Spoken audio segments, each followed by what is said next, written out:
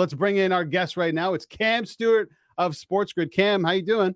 Pretty good, Al. Albertanian almost hit Adam Scott last week. Almost, man. And So Jason close, Day, we forgot about, very tight with his mother who passed away on Mother's Day. Very happy for Jason Day, too. He's a guy that hasn't won in a while, one of the world's best. Looks like he's getting his form back, Al. Yeah, this one's at Oak Hill. Justin Thomas, defending champ. Remember that collapse last year from Mito Pereira? Oh, I knew a guy who had Mito Pereira. I think he was 180 to 1. Oh my and God. He didn't hedge out. Like, that's a time to hedge out. Just take a couple grand when you can, right? Okay, so what I wanted to touch on. So I'm a rec golf better, honestly. I bet the majors. I bet some elevated tournaments here and there. But my problem is I have like 3-pack or a 6-pack. And instead of just, lightly sprinkling some of these plays, I end up hammering all of them. 1 unit plays, 100 on here, 100 on there. That's probably not sustainable if you're betting golf throughout the entire season. What's the play here when you're betting golf? What do you look at? How much do you put down? That's a really good question, Al. It's different for everybody, but the way I look at it, if a guy is under probably, 5 to 1, I start to look at the top 5 markets, the top 10. So basically, let's say we have a unit and we can use $50.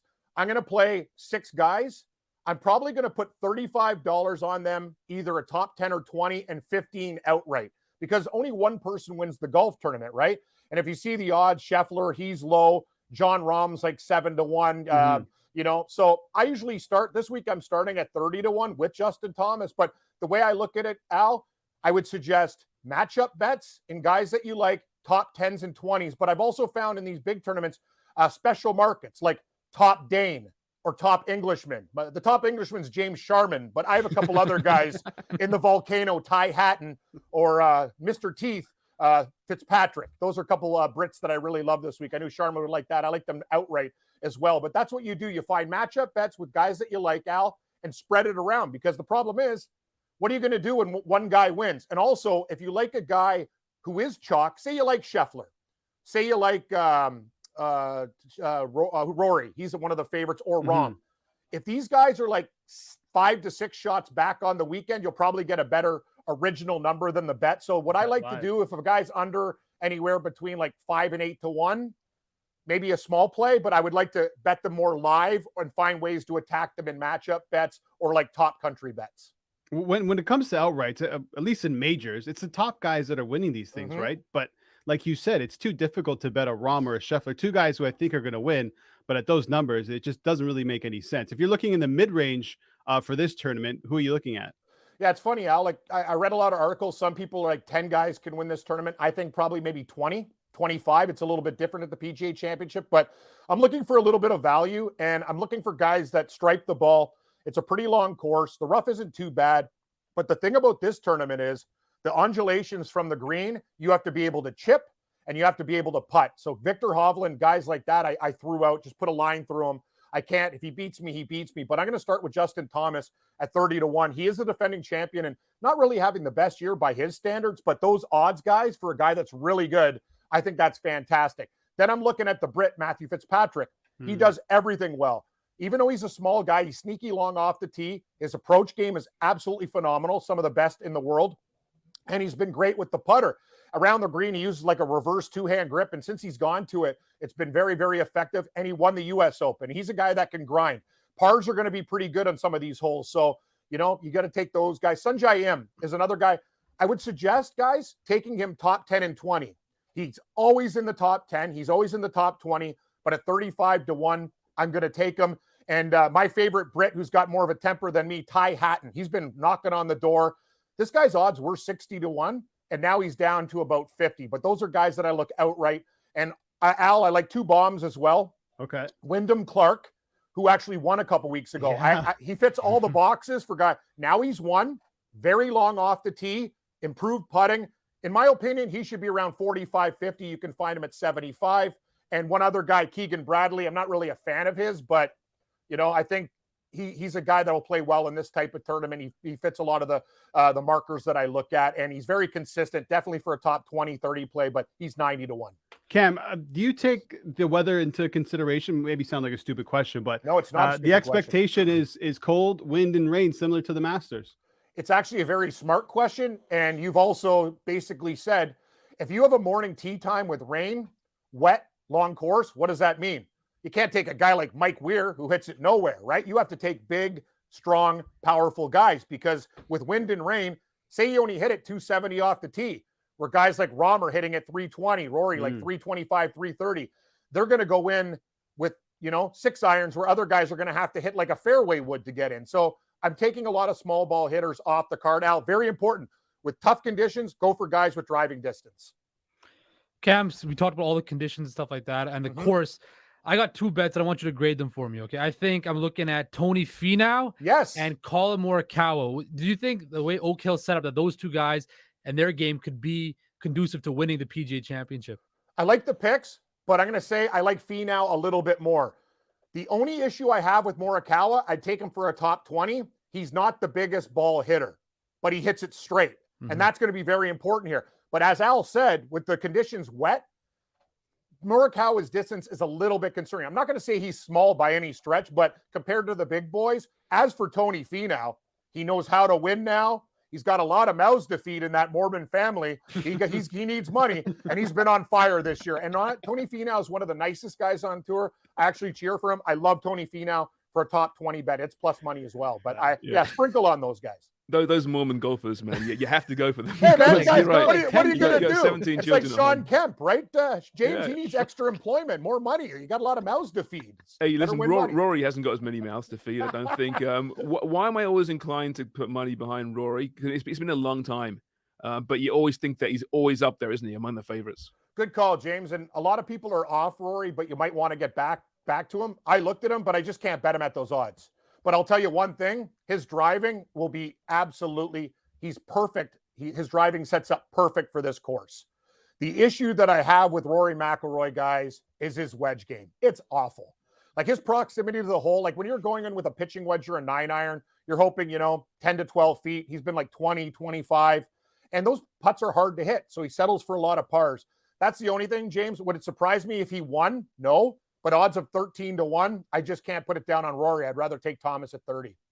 Cam, okay, so we got some live guys in this one. Dustin Johnson, 25-1. You got Koepka in there. DJ just won the last live tournament. I don't know how much weight you actually put into that. But are you dismissing these live guys because they're not playing, I guess, top-level golf that we're seeing on the PGA Tour right now? Yeah, the live guy.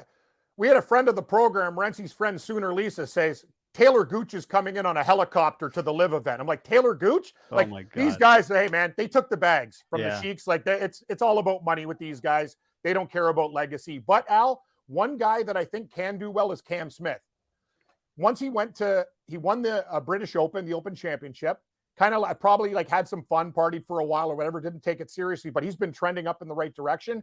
And his odds right now are like 35-1. He's dangerous. One of the best putters, one of the best ball strikers. And if he keeps it straight, his only problem is sometimes he gets a little bit erratic off the tee, but that's one guy I'm looking at. I know a lot of people like Dustin Johnson this week and Brooks Koepka, but I can't bet everybody. But I think Cam Smith is a lock for a top 20. Just looking at this course, Cam, Oak Hill, they haven't played here since, I think, 2013. Jason Duffner won. Before that, it was the Heartbreak Kid, Sean McKeel in 2003. And then Jack Nicklaus in 1980. This course, so just looking at the profile of it, it's long. The par threes, I think there's 2 that are 240 plus. You got par fives at 600 plus. So it's the profile of the player that we need to look at. A long bomber here, or someone who can carry the ball, maybe like a Cam Young. Yeah, Cam Young fits the bill. Know what, Al? Good iron players. Because what are you going to do with a 230-yard par 3? Like, you have to look at proximity to the hole. So if you're a guy that does, like, that's the issue that I have with Rory, guys. Like, Rory is one of the biggest hitters on tour for his size. He's actually a lot stronger and more bulky than people think, and he murders the golf ball. His iron game, not up to snuff. He could find something this week, but that's why I like guys like Sanjay Im, Ty Hatton, Nats Fitzpatrick, and Justin Thomas has done it before. The one thing I like about Thomas, he never quits. As we talked about, when Mito Pereira gagged the tournament away, Justin Thomas slowly plotted his way, and he never gives up, especially in tournaments like the U.S. Open, PGA Championship, majors. I think he's had a disappointing year, but I think he surprises people this week. Iron play, Al. That's the key. I like the Heartbreak Kid, Sean McKeel. Excellent reference. He's actually playing. I think he's got 7 a.m. tee time on Thursday. So. Tee times. He will shoot about 86, Al, but that's, I'll tell you that. Nice guy, though. I interviewed him. Great guy. Speaking of tee times, Cam, which featured group are you going to have your eyes on the first 2 days at the PGA? Wow, what a question. Probably Brooks Koepka's group. I think Brooks Koepka is one of the guys that a lot of people like this week, and he almost won the Masters. And that's what we're talking about. Phil Mickelson, I thought the guy was going to miss the cut. He's there, right? So even Rory's backing off these live guys. I just want to see Brooks Koepka, what he does now with kind of the live golf, the venom towards them. It's not as bad as it was before, but he's a guy that I'm very interested in, because if it's old Brooks Koepka, watch out. He could win this tournament. I'm not betting him. I can't take everybody, but I really want to see how he does here. Yeah, interesting they didn't put Rory with any of the live guys in one of these marquee groups. I would have loved to see that. Yeah. Hey, that's the drama I want to see. That's the problem with the PGA Tour. Unlike wrestling, who like we get things like that, they do the opposite. It's like, Rory, who don't you want to play with? Well, I don't want to play with Patrick Reed or Brooks. Okay, Rory, your wishes are command. Quickly. So yes. So we got Filthy Phil Mickelson. He was unbelievable at the Masters. This guy could turn it back. Like nobody else. Should we be doubting this guy heading into the PGA Championship? I mean, he just won this thing a couple of years ago. Different course, I know, but he still clearly has the skills to win a major. He does. That's the problem. He's lost a lot of weight with the Ozempic or whatever drug plan he's on. He looks like a different guy. I don't know. He looks like an evil character from a movie now. It's like, what are you, Filthy Phil? I like that too.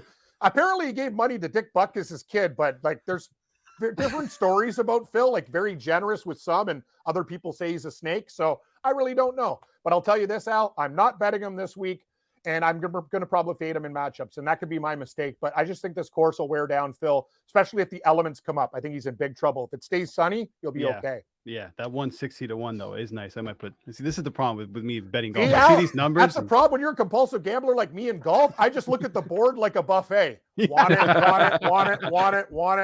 more. And you can't, right? You got to look at your units, and that's the one thing. Like some guys, basically, the way I do it, Al, I start with about 15 to 20 guys, and I do my stuff, and I put lines through them, and then I go, if I don't want to necessarily not bet these guys, I'll take them in a top 30, a top 20, look at their odds or a matchup against another guy, because sometimes you don't want to throw guys out. The problem is, as I said before, one guy wins in a huge tournament. So yeah, you can't bet more than probably 5 or 6 guys. I know. I got a problem. I look at this like a roulette board. I'm just trying to sprinkle everything corners and sides. Golf betting's dangerous. Actually, it's a lot of fun. Like exactly, it's fun. Sharman, that's the problem. And you guys know soccer. Like corner kicks, this, that, the other. Like golf gets nuts too. You're like, I want like 30 bets here. And if you like gambling, golf could really, it's a dangerous game. It is. It is an absolutely dangerous game. Cam, you've been fantastic as always, man. Let's talk again soon. You got it. Good luck. Hope you guys hit some winners this week. You too. Need them. Good luck, brother.